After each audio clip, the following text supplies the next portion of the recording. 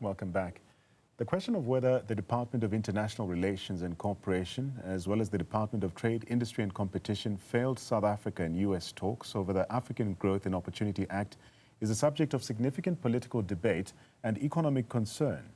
While government officials, particularly from DTIC, have been engaged in intensive negotiations and have also expressed optimism for a comprehensive deal, criticism from opposition parties and some analysts suggest that South Africa's diplomatic and trade approach has been flawed, potentially jeopardizing its vital AGOA benefits. Let's unpack this with Professor Christopher Isike from the University of Pretoria. Prof, good to have you on the program. So the Kennedy bill explicitly seeks to exclude South Africa from AGOA. Let's speak about this. From your perspective, how serious is a threat to South Africa, especially our trade access to the US, and also what sectors stand to lose the most here? Well, look, essentially, the sectors that would be affected would be the automotive sector, the citrus and agricultural export sector, a bit of manufacturing and textiles, and a number of small businesses that would be affected. And no doubt this would affect investor confidence across the board.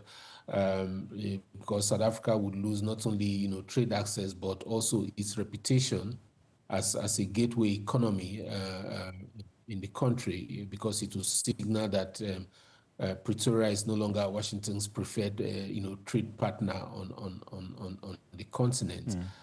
However, I think that there's been move on the part of the government to try and diversify its trading partners. Even through the G20 alone recently, there has been some shift in terms of countries that are willing to accept some of these products, China being one of those, and of course the Gulf states are indicating interest. So it's something to watch out for, but of course, like I said, there'll be immediate impact on some of these sectors.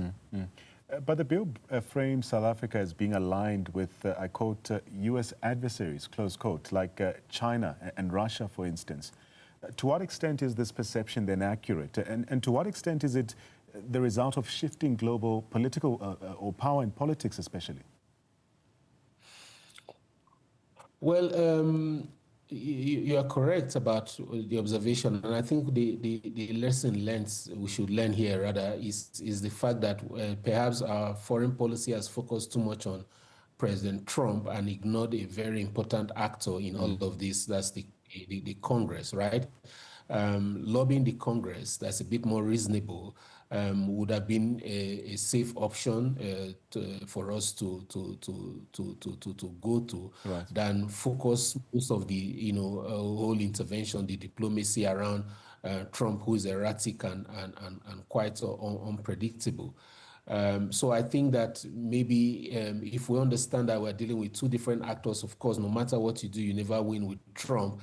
But engaging the Congress relentlessly, activating professional lobbies, business associations, diaspora groups. It's a big South African diaspora group in the US and even in DC. And some sympathetic lawmakers would be a strategy that would help to make them see reasons, because they're not really, many of them in Congress are not sold on this white genocide thing that Trump has used. And of course, this recent snubbing of America, in terms of the handover to the US. I think that these issues you mentioned about China, about Russia, have made them to long signal that South Africa is not engaging in any kind of non-alignment that jeopardizes US interests in the continent. So I think that there's been a bit of a misreading of who the key players are and who to reach out to in terms of any kind of diplomatic effort to try and correct this. This legislation requires the US president, of course now President Donald Trump, to certify whether South Africa undermines US national security interests. What criteria might be used, for instance, to make such a determination, Prof? Well, there are a number of things. For Trump, it will be easy because he has his animosities against South Africa. We'll just simply approve it. I don't think there's going to be too much thinking on his part for consideration on what to do. but usually it will be, you know, aligning with American interests around the Middle East, you know, our South Africa's relationship with Iran. It's taking the case of Israel's genocide in Gaza to the you know, criminal court and things like that.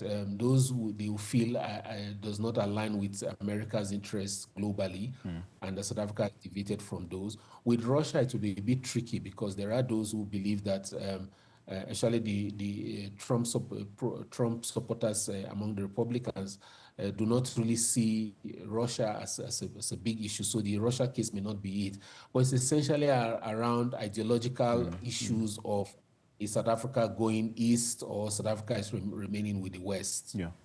But if the bill passes, Prof, US law would require a classified list of South African government and even ANC officials who could face Magnitsky sanctions here. What would sanctions of this nature then mean for South Africa's political and economic stability? Well, the sanctions will be targeted at individuals, members of the ANC.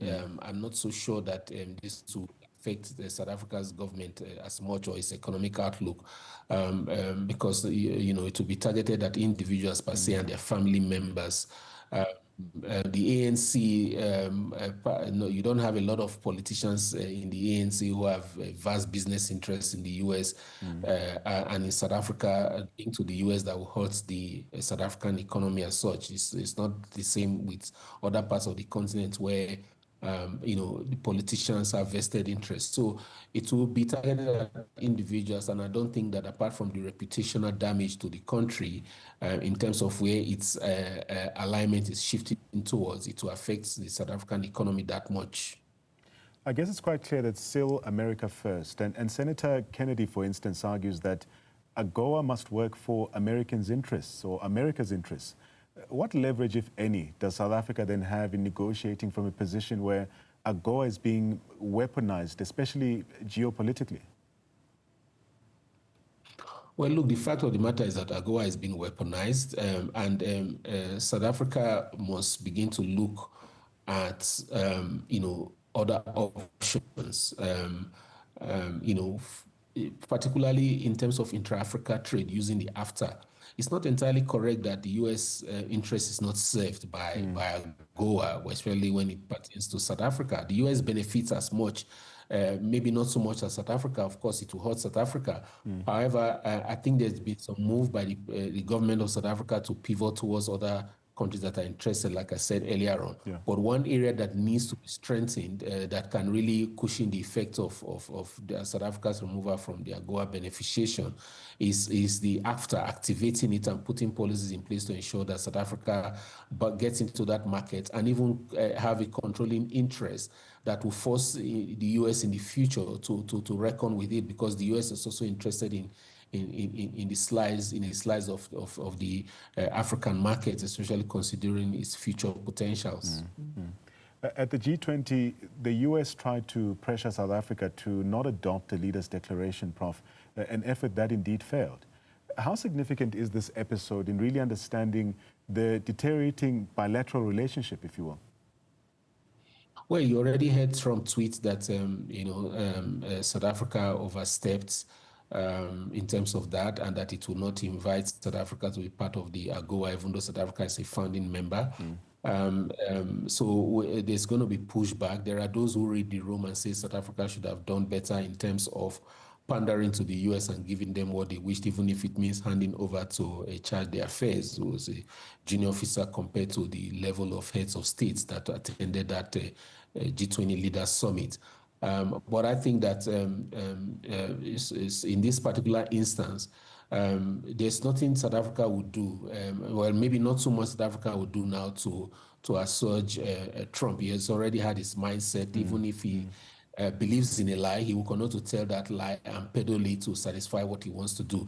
So there's not much South Africa would have done that would have attracted a different outcome apart from just the immediate, you know, pushback or punishment of saying we will not invite you on.